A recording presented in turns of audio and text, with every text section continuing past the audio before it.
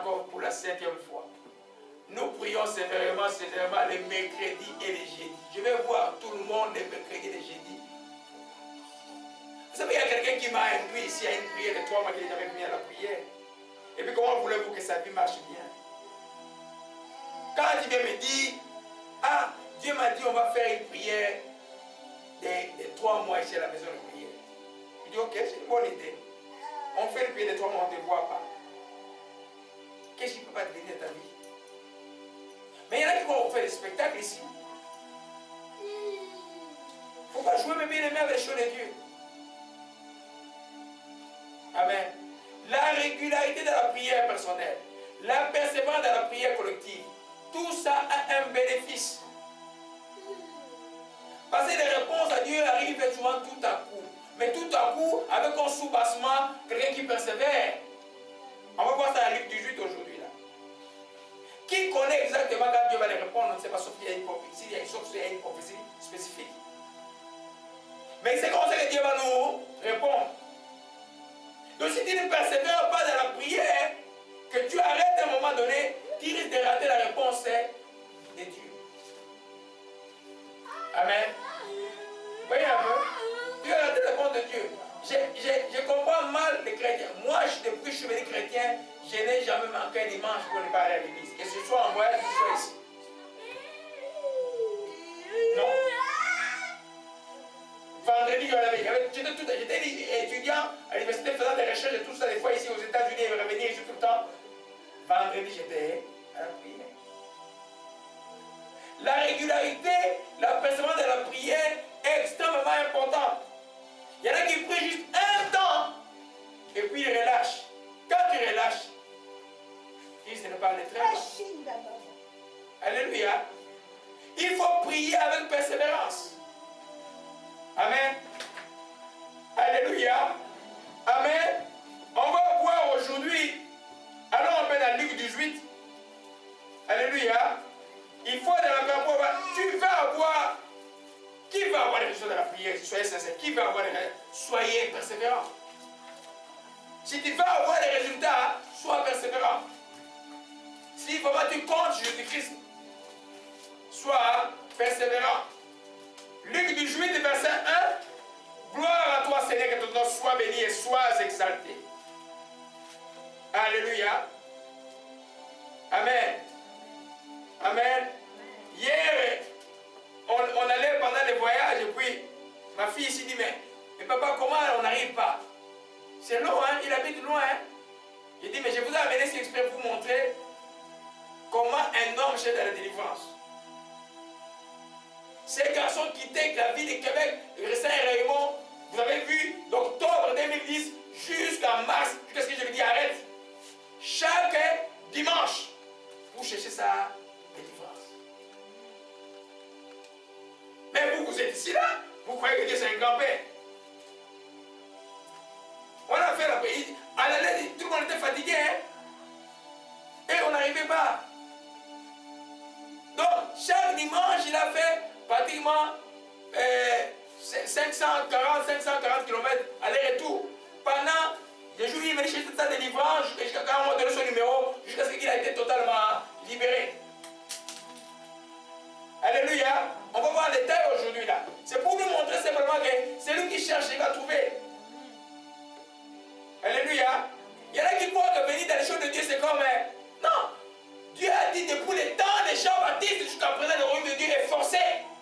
C'est le violent qui ne s'en pas. Tu veux le royaume de Dieu, tu dois être violent. Je ne parle pas d'être bagarreur humainement, mais d'être violent dans la prière. D'être violent dans les préceptes de Dieu. D'être violent dans les attitudes de Dieu. Sinon, si aujourd'hui tu es, ou à l'église tu es bien, avec Dieu tu n'es pas bon, ça ne marche pas. Alléluia. Luc 18 dit, Jésus leur a adressé une parabole pour montrer qu'il faut toujours prier des points, se relâcher. Toujours prier des points, se relâcher. Alléluia.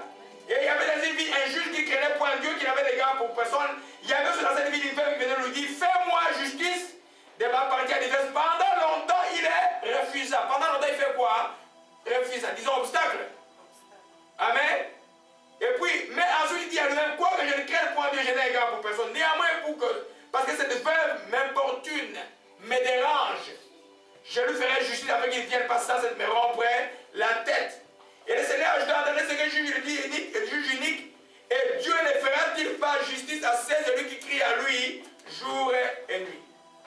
Il dit au verset 8, je vous l'ai dit, il le fera quoi? Promptement, justice, car le Fils de l'homme viendra, trouvera-t-il la foi sur la terre. Alléluia. Jésus leur a laissé les paroles pour montrer qu'il faut toujours prier de point, se relâcher. Amen. Quand tu pries et tu doutes, tu te relâches.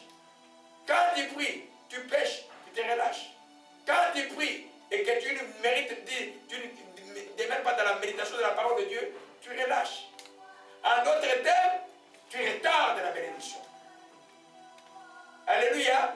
Vous savez un peu, à l'image, vous pouvez voir la prière, ça relâche, c'est comme une constante, et puis à un moment, la chose qui va l'arrêter, c'est la bénédiction de Dieu que tu vas voir.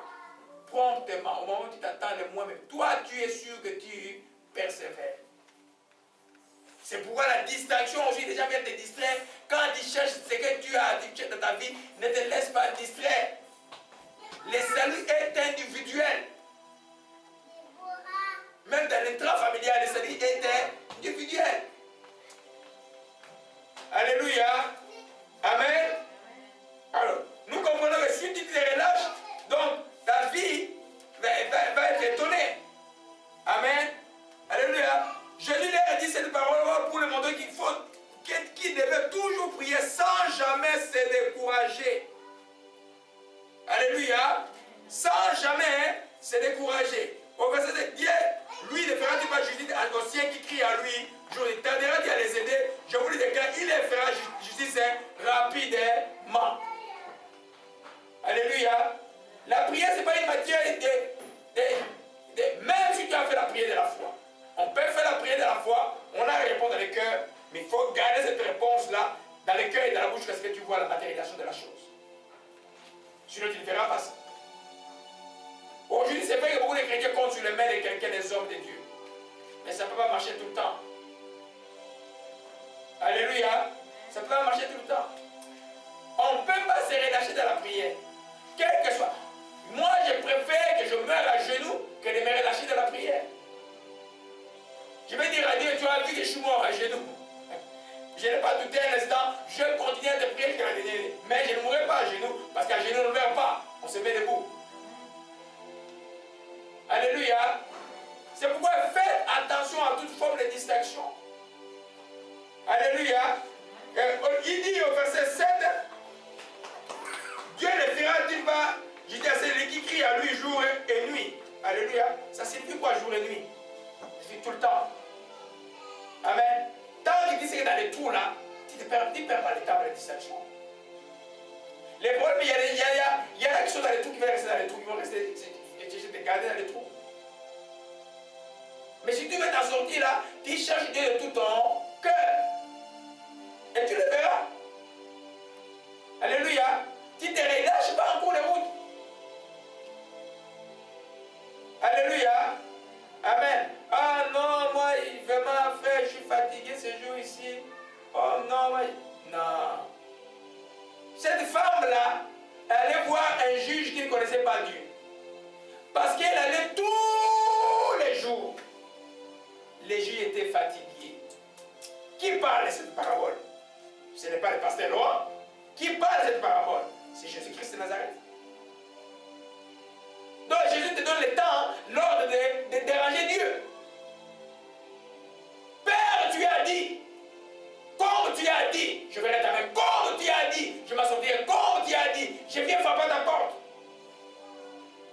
Alléluia. Amen. C'est pourquoi je dis que les vrais chrétiens ne passent pas le temps à la supplication. La supplication, la vie, c'est la prière du fautif. Amen. Il y en a qui vont le faire quand ils ont fait beaucoup de bêtises dans leur vie et tout ça, et puis ils vont supplier Dieu. Mais quand tu sais que tu es un enfant qui repentit, utilise l'hardiesse, frappe à la porte de ton Père. Alléluia. Amen. Amen. Je voulais vous montrer juste. Allons dans Luc chapitre 11. Alléluia. Je vais demander à frère Nari de le lire ça. Luc chapitre 11, verset 5. à 10. Alléluia. Amen. Amen. Luc 11, 5 à 10. Parabole de 3 amis. Il leur dit encore, si l'un de vous a un ami et qu'il aille le trouver au milieu de la nuit pour lui dire, ami, prête-moi 3 pains, car un de mes amis est arrivé de voyage chez moi et je n'ai rien à lui offrir. Et si, de l'intérieur de sa maison, cet ami lui répond, ne m'importune pas, la porte est déjà fermée. Mes enfants et moi, nous sommes au lit. Je n'ai pu me lever pour te donner de pain. Je vous le dis même, s'il ne se levait pas pour les lui donner, parce que c'est son ami, il se lèverait à cause de son importunité et lui donnerait tout ce dont il a besoin. Et moi je vous dis, demandez, l'on vous donnera. Cherchez, vous trouverez. Frappez et l'on vous ouvrira. Car quiconque demande reçoit, celui qui cherche trouve, et l'on ouvre à celui qui frappe. Alléluia. Amen. Jésus dit la vérité. Est-ce que Jésus dit la vérité? Amen. Si Jésus dit la vérité dans cette parole, est très importante pour nous aujourd'hui. Si de l'intérieur de sa maison, l'ami lui répond, ne m'importune pas. Je dis dans l'autre version, et supposons que l'autre répond dans l'intérieur, laisse-moi tranquille. La porte est déjà fermée à clé, mes enfants ne sont malades. Je ne peux pas me lever pour te donner du pain. Mais je vous l'affirme, s'il ne se lève pas par amitié par rapport à lui donner, il se lèvera pourtant et lui donnera ce dont il a besoin parce que son ami insiste ça, c'est gêné. Insiste ça, c'est gêné. Amen. Alléluia. Donc tu dois pouvoir savoir insister. Puisqu'il ne peut pas mentir. Puisque lui dit la vérité. Alléluia. Vous savez, des fois, on prend. C'est pour toi un peu ce soir. Là. Quitte la religion. Quoi par le dimanche? On va voir ça tout à l'heure là. Si tu viens pour la religion dimanche, c'est qu'il y a un dimanche ici, quand tu vas sortir ici, tout va partir. Ça ne va pas rester. Si tu viens pour la vie, cela va rester. Mais cela pour porter des fruits, tu auras besoin toujours de persévérance. On va voir ça en détail aujourd'hui. Revenons un peu à la prière. Je voulais juste dire simplement que Jésus ici nous donne de l'exemple, simplement il dit qu'il lui donnait encore de son opportunité, lui donnerait ce dont il a besoin. Amen. Alléluia. Et il montre maintenant, je me posais des questions hier, il dit, ben, pourquoi il dit, celui qui demande reçoit. Amen. Mais si tu veux recevoir, tu fais quoi? Et quand tu demandes que tu ne reçois pas, tu fais quoi? Tu cherches. Quand tu cherches, et tu ne trouves pas, tu fais quoi? Persévère. Parce que chercher est très important pour trouver la clé de ta bénédiction. Parce que des fois, les Américains ne comprennent pas. Demander, tu demandes. Et puis, pas de réponse. Tu t'examines